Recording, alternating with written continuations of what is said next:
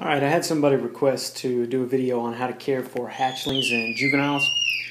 If you hear that screaming, that's my little girl in the background. She's having a good time.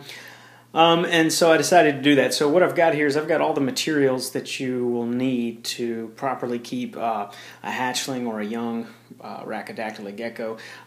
Technically, we shouldn't be saying Rhacodactylid, I guess. We should be saying New Caledonian, because you know, there was the recent revision of the taxonomy, so they're not all in the genus Rhacodactylus anymore. But you'll have to forgive me if I have that slip of the tongue. So this is a setup that I'm going to show you that I use for geckos all the way up until they're sexually mature, and that goes for gargoyles and for cresteds. For the Leachianus, after they're about a year old, they're big enough that this setup's no longer any good, and you have to move them to something different. But the kind of things you'll need is some type of plastic sweater box or shoe box. And this right here, I don't know exactly how many quarts this is.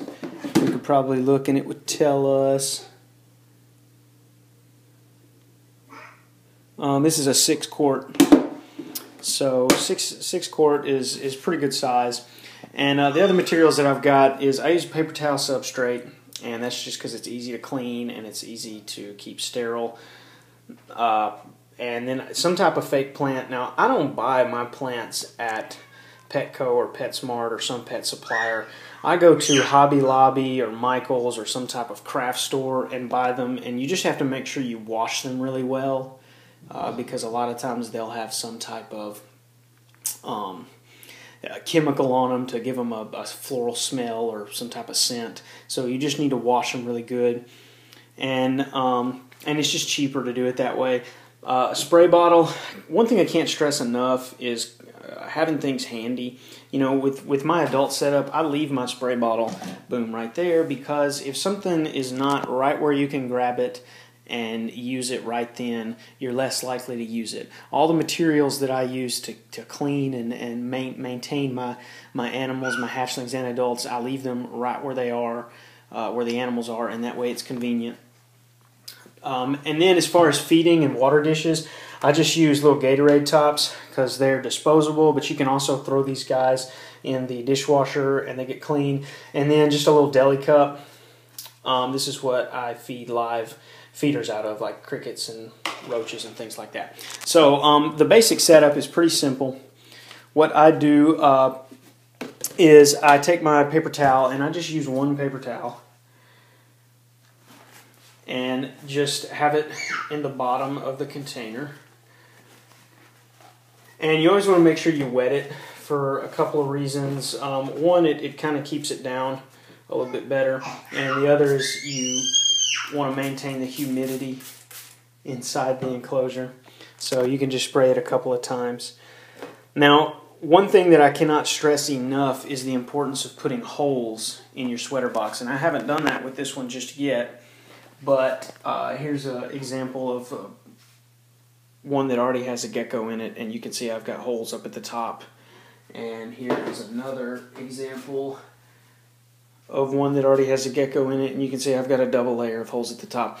The biggest problem you're going to run into with keeping hatchlings and juveniles this way is ventilation. Ventilation, ventilation, ventilation. I can't stress that enough. These containers are not airtight, but they really don't allow enough airflow to keep, you know, your geckos healthy. And there's even been times where I've opened one of these up when it wasn't ventilated enough, and you can kind of smell kind of the moldy, musty, kind of stale air smell. And geckos typically are going to have problems with respiratory tract if you're not getting good ventilation. But then also the main thing is these guys have lots of skin folds, especially the leachies, and all these extra skin folds are prone to damage if they stay damp for extended periods of time. And so you really have to make sure you have good ventilation. So if you're opening up your container and you can smell that kind of stale air, musty, moldy kind of smell, then it's not ventilated enough. So substrate's going to be paper towel, some type of fake plant for them to hide in, and I just kind of usually have that over to the side of the container.